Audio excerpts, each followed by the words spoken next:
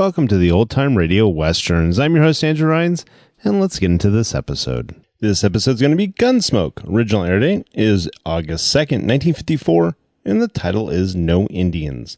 Let's get into it, and I hope you enjoy.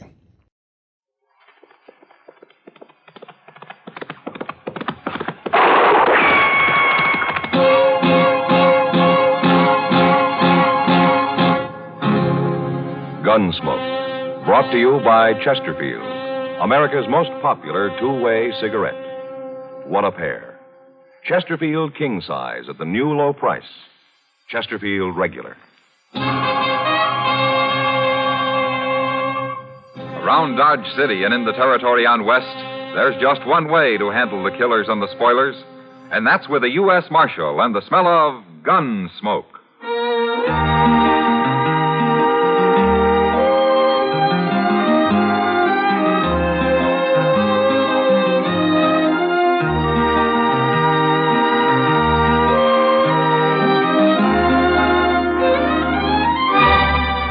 Gunsmoke, starring William Conrad, the transcribed story of the violence that moved west with young America, and the story of a man who moved with it. I'm that man, Matt Dillion, United States Marshal. The first man they look for and the last they want to meet. It's a chancy job, and it makes a man watchful and a little lonely.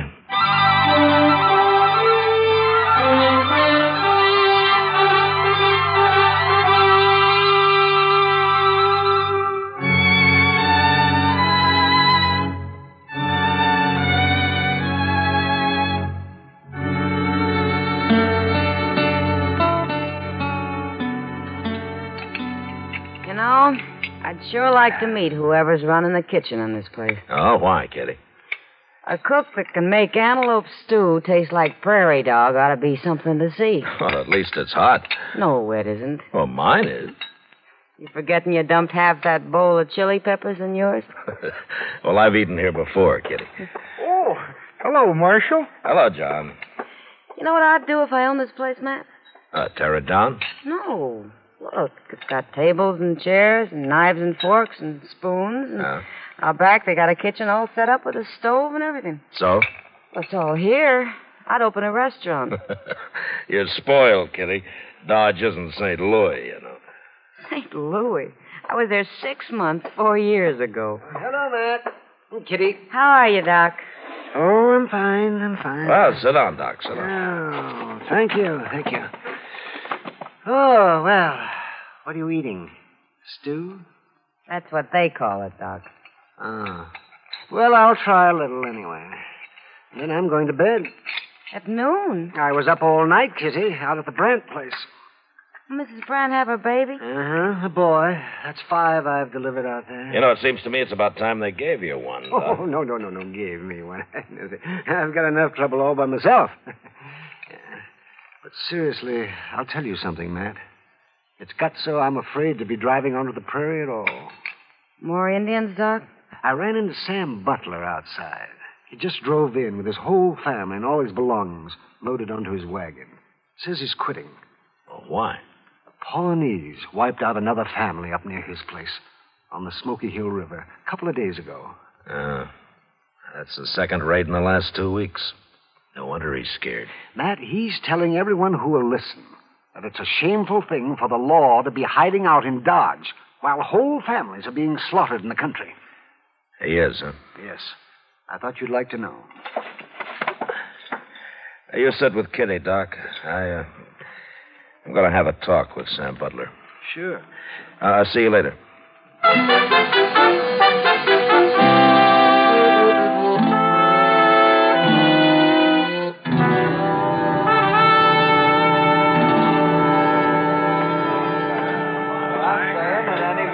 Stays out there and exposes his family to them murdering savages is plumb crazy. You can't fight a Pawnee war party all by yourself. And we sure ain't getting no help from the law around here. We can die and rot for all the law cares.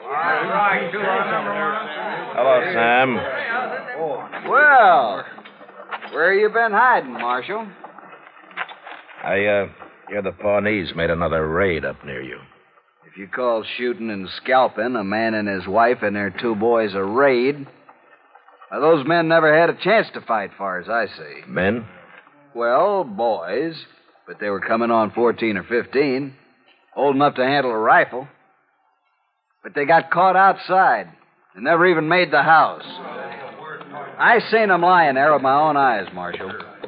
And if you'd seen them, you'd be doing something about it instead of sitting around here and dying. I'm not hired to fight Indians, Sam. That's the Army's job. And you ought to be out helping the Army. Every lawman in the country ought to. The Army doesn't need help. But there's something strange about those Pawnees. What's strange about them? They killed white men before. I'm sorry you're quitting, Sam. We need settlers out here. Not dead ones, you don't. No. No, not dead ones.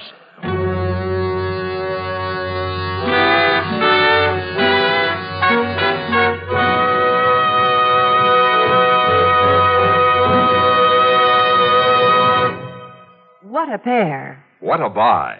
They're talking about king-size Chesterfield at the new low price. And Chesterfield Regular. They're the quality twins.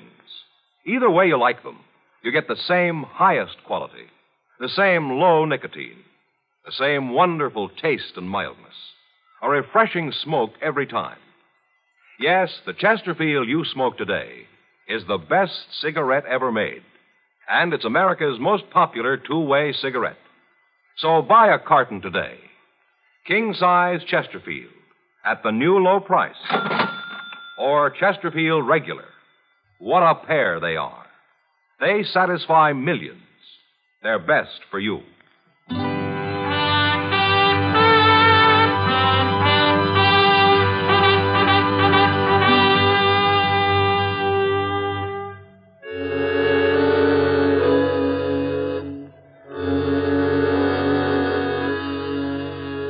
Chester and I left Dodge that afternoon, and toward evening the next day, we ran across a troop of cavalry camped on the Smoky Hill River. It was commanded by an officer who was new to this part of the country, a Captain Starr. He was anxious to make a success of his first expedition, but so far he hadn't even seen an Indian. I decided to stay with him for a while, and I'm glad I did. The next afternoon, while we were on the march, his scouts reported another settler's cabin burned. The family killed.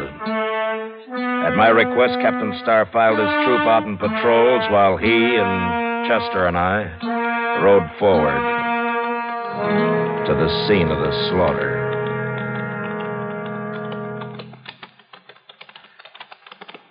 My scouts say these people haven't been dead very long, Marshal. This morning, probably. At dawn, Captain. Well, then those Indians can't be too far off. No, but Indians have a way of disappearing. There it is, Mr. Dillon. Burned right into the ground. It's just like that last cabin.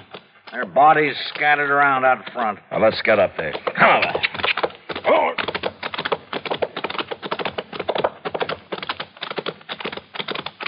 Ho, ho, ho.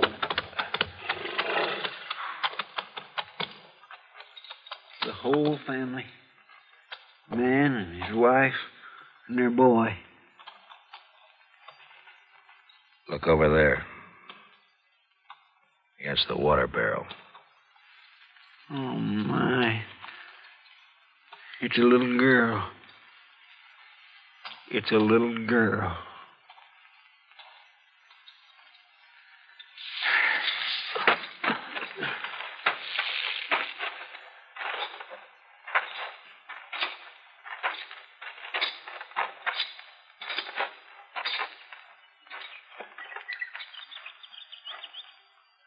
They scalped them, every one of them. Even that little girl. They even scalped her. At least they didn't torture them. Did they torture the other families, Captain? No, they didn't, Marshal. They shot them just like this and scalped them. Where are you going, Marshal? What is it?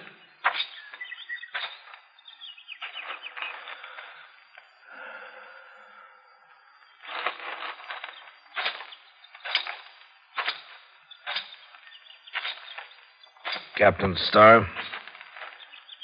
Last night you told me this is your first tour of duty in Indian country. That's right, Marshal. Well, take a good look around here, Captain.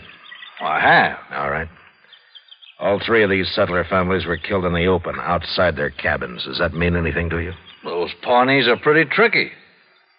I guess they really surprised them. Yeah, they sure did. There are not many arrows around. If these people had had a chance to put up a fight, there'd be a lot of arrows. They were shot, Marshal, with rifles. Pawnees don't usually waste ammunition, Captain. There's a reason for it here, though. Well, what reason? Look at the ground. There are no tracks. Every sign of tracks have been dragged out with a blanket.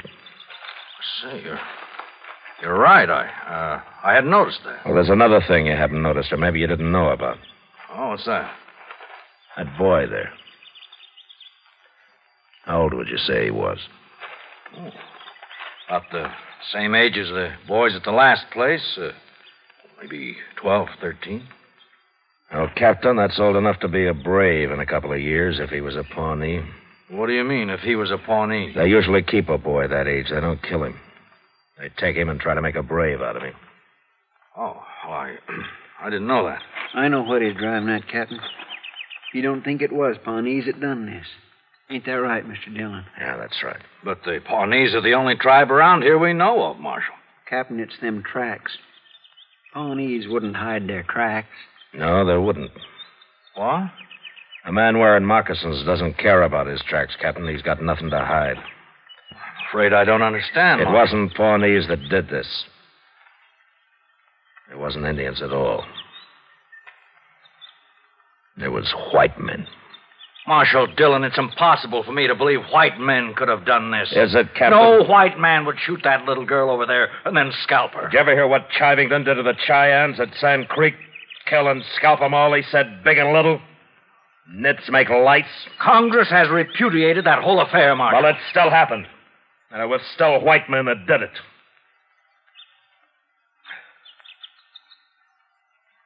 Oh. I suppose you're right. Yeah, I'm right. But why did they do it? Horses. You see that corral out there? This man must have had 6 or 7 head of horses. Yes, the other settlers did, too. They stole the horses and probably whatever they could find in the cabins, and right now they're sitting around camp somewhere drinking coffee and laughing at all of us Indian hunters. Well, I'll find them. Now, it's a big country, Captain. Well, I got a troop of cavalry out there, Marshal, over 100 men. All right, suppose you do find some riders with a bunch of horses. How are you going to know they're the men you're after? Well, these horses are branded, aren't they? With what brands? I don't know, but they must be registered somewhere. Maybe. But while you're out finding out all that, some other family's going to be slaughtered. There isn't time, Captain. I didn't realize how new I am at this game, Marshal. Oh, what would you suggest? Well, there used to be a corral about 5 miles upriver from here. If it's still standing, we'll bait it with a couple of dozen head of good cavalry horses. Then they'll come to us. Good idea. I'll have my troop deployed and ready to move in. No, that wouldn't work. You can't hide 100 men, Captain. You'll have to keep your cavalry clear away from there. But how? Chester and I'll be there. We'll wait for him.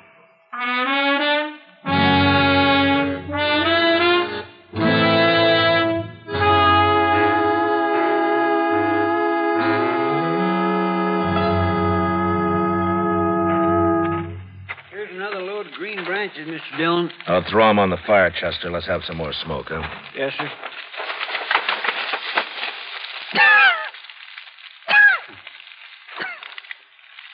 Well, stand back, Chester. Yes, sir. Well, they ought to see that if they're anywhere this side of the Rocky Mountains. They're sure to be scouting around, Mr. Dillon. They ain't stolen enough horses yet to leave the country. Besides, they're feeling mighty safe. They'll come. Mr. Dillon, Yeah. I've been thinking. Now, what's bothering you? Well, sir, there's only 2 of us. And I'm wondering how many there are of them. You want to go back and find the cavalry? I'd feel a whole lot safer. Well, go on, then. Oh, you didn't answer my question, Mr. Dillon. How many do you think we're waiting for? Yeah, there's no way of telling, Chester. Well, if there's a whole passel of them, how in the world are we going to take them? I don't care how we take them. You're pretty mad, ain't you? Well, I can't get that little girl out of my mind. Yes, sir, I know. Now, look up. Here comes somebody. He's all alone. Just some cowboy, probably. Maybe. Yeah, sure it is. He's seen the smoke from our fire, and now he's wondering what that old corral's doing full of horses. And he might be scouting it for the others. Those men don't take many chances. Well, how are we going to find out? Well, maybe we won't till it's too late. Heat up some coffee for him, will you, Chester? Yes, sir. I think I'll have a cup of it, too, huh? All right, sir.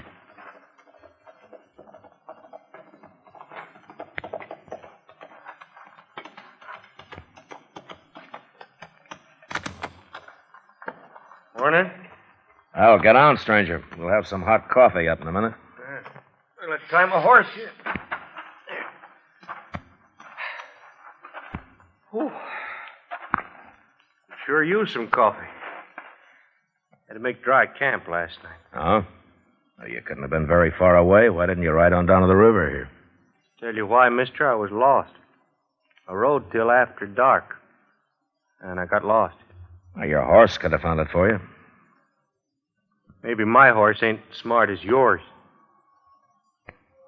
No offense. Sit down.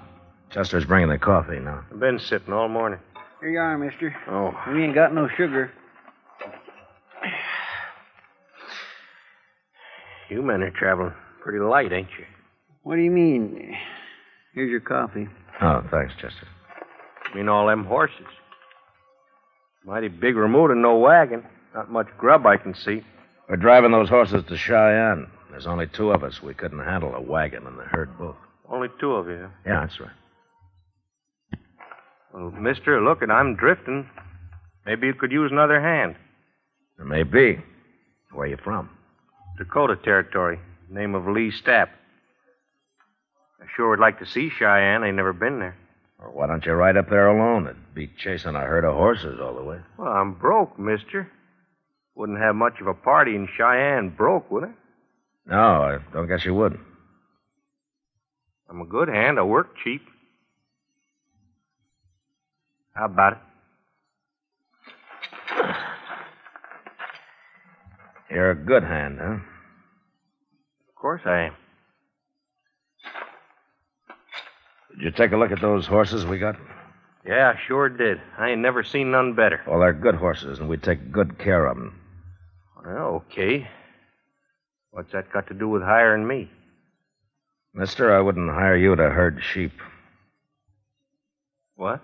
You said you made dry camp last night. How come you tie your horse up without watering him while you stand here slopping up coffee? Well, it's my horse, ain't it? Sure. How's the coffee? Coffee? Is it any good? Well, yeah, sure it is. Well, then have some more of it. Hey, what's that?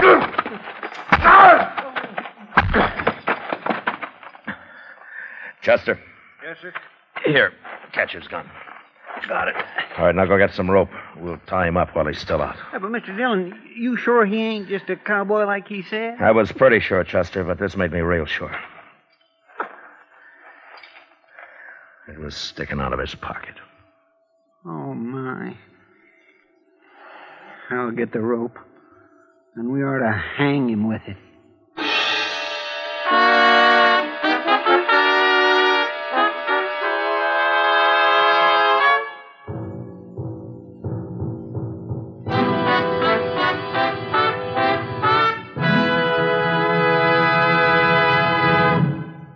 We will return for the last act of Gunsmoke in just a moment. In regular or king size, you can get 'em either way. The best smoke ever made, the Chesterfield you buy today. Smokers coast to coast are changing, it's a cinch to do. Here's all you have to say to get the one that's best for you. Chesterfield's for me, Chesterfield's for me. You just say it's Chesterfield's for me. Friends, for your vacation, take along plenty of Chesterfield. Buy 'em by the carton. Chesterfield king size at the new low price. Chesterfield regular. What a pair. They're the quality twins. The same highest quality. The same low nicotine. Either way you like them, they're best for you. Smoke Chesterfield. It's America's most popular two-way cigarette.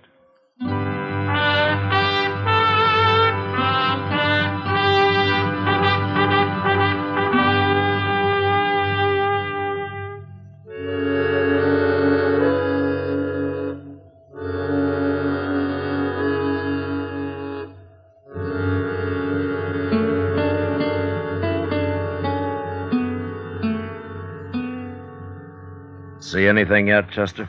Yes, sir. There's some dust about a mile away, Mr. Dillon. Is it moving? Right this way. I'd guess maybe a half dozen riders. Your friends don't take many chances, do they, Stan? They ain't friends of mine. Well, I'll tell them that when they get here. You better turn me loose, or else you ain't gonna tell nobody nothing. You mean they won't like it, you're being all tied up that way? You ain't got a chance, Marshal. By golly, he's about right, Mr. Dillon. How are we going to fight 6 men? You know, I've been thinking, Chester, we could use Stapp here as a hostage. No, Marshal, don't do that. I don't aim to, Stapp. They wouldn't care whether you die or not.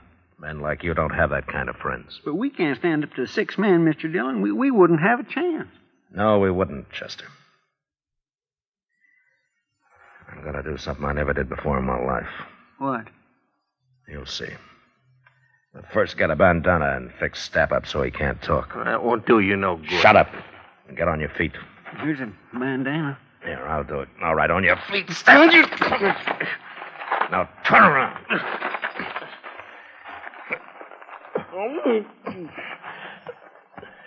Get our rifles, Chester. Yes, sir. There. That'll keep you quiet, Stapp. All right, now walk.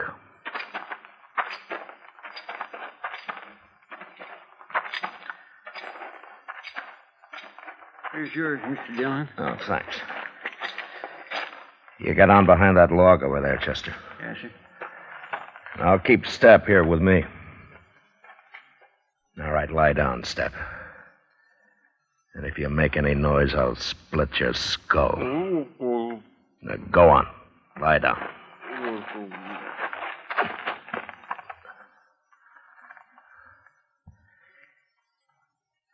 You okay, Chester?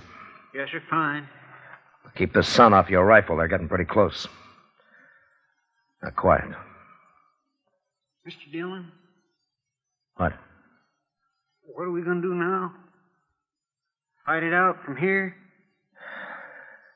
Chester, I'd hate for either of us to get killed by men like them. When I start shooting, you start.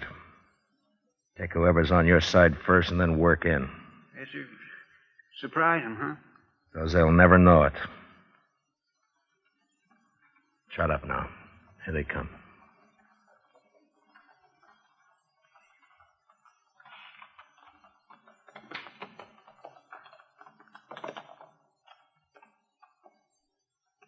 They must be over the river. We'll get down and wait here for them.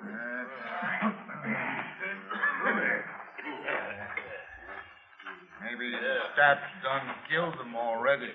We didn't hear no shooting, did we? I don't like this, Jake. Stapp should have been back a long time ago. Stapp knows what he's doing. Them sure fine horses, eh? Now, Chester!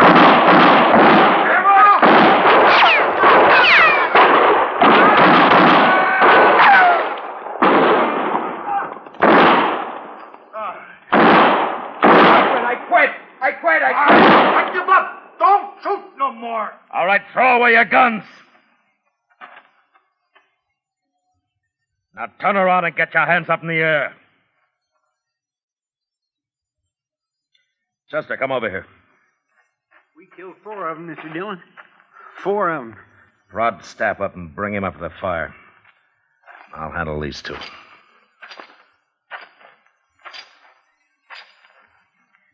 Well, you 2 stopped just in time. You can turn around now. Who are you? What'd you ambush us for? Well, you went and killed 4 men. I'm a U.S. Marshal, mister. You're lying. Am I? What kind of marshal would ambush a bunch of men like that? My kind. I untied his bandana, Mr. Dillon. No reason he shouldn't talk now. That was murder. That's what that was. That was plain murder. Sure was. Even if he is a marshal, he'll hang for this. He never give us a chance. You're right, mister. I didn't give you a chance. There were too many of you. Besides, I never knew any man that deserved a chance less than you. What are you talking about? We ain't done nothing. You haven't, huh? Well, I found this on your friend Stapp, mister. Here. Take a good look at it. Well, what's this? This ain't nothing, just a little yellow ribbon. I burned the rest of it. You blasted fool, Stapp. I didn't get nothing else. It was just kind of a souvenir. I told you to get rid of everything. Stapp, I'm sorry you came in alone. I wish you'd been with the others. But I'll see you hanged. All 3 of you. And it's that little girl's yellow hair ribbon that's gonna hang you.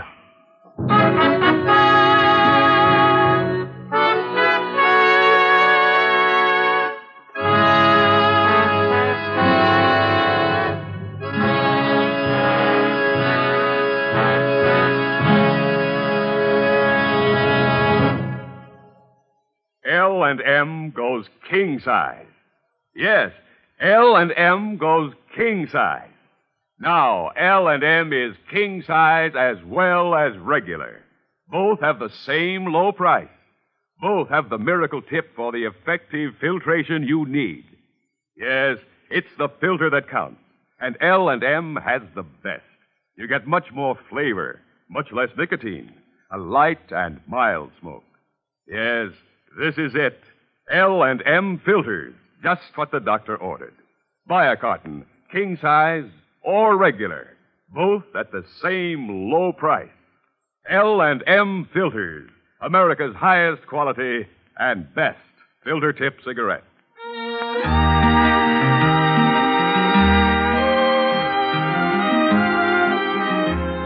Gunsmoke, produced and directed by Norman Macdonnell, stars William Conrad as Matt Dillon, U.S. Marshal. Tonight's story was specially written for Gunsmoke by John Meston, with music composed and conducted by Rex Koury. Featured in the cast were Lawrence Dobkin, Joseph Kearns, and Harry Bartell. Parley Baer is Chester, Howard McNear is Doc, and Georgia Ellis is Kitty. Join us again next week as Matt Dillon, U.S. Marshal, fights to bring law and order out of the wild violence of the West in Gunsmoke.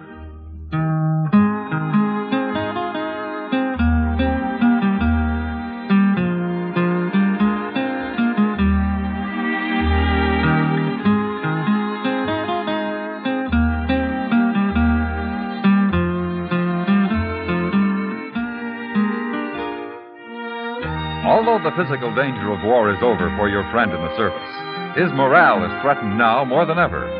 He worries about being the forgotten man. And when there's no mail from home, that's when loneliness really settles in. And it's tough to be lonesome. The USO knows there's nothing like a letter to make a fellow feel better. Why don't you let your friend in the service know you're thinking of him? If you're a cousin, neighbor, schoolmate, or a member of his church, club, or union, write to him today. Remember, it's tough to be left out at mail call. And remember, too, next week at this same time, Chesterfield will bring you another transcribed story of the Western frontier on Gunsmoke. This is the CBS Radio Network.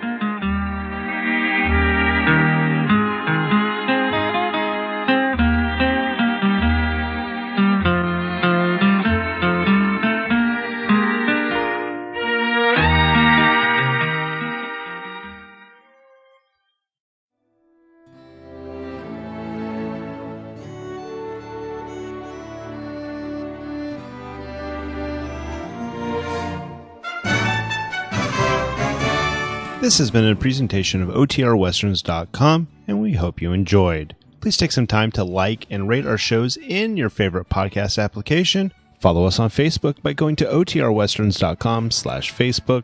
Join in the conversation by going to OTRWesterns.com/Discord. And don't forget to send us an email, podcast@OTRWesterns.com. This episode is copyright under the Attribution Non-Commercial Share Alike copyright. For more information, go to OTRWesterns.com/copyright. Have a great day, and again, thanks for listening.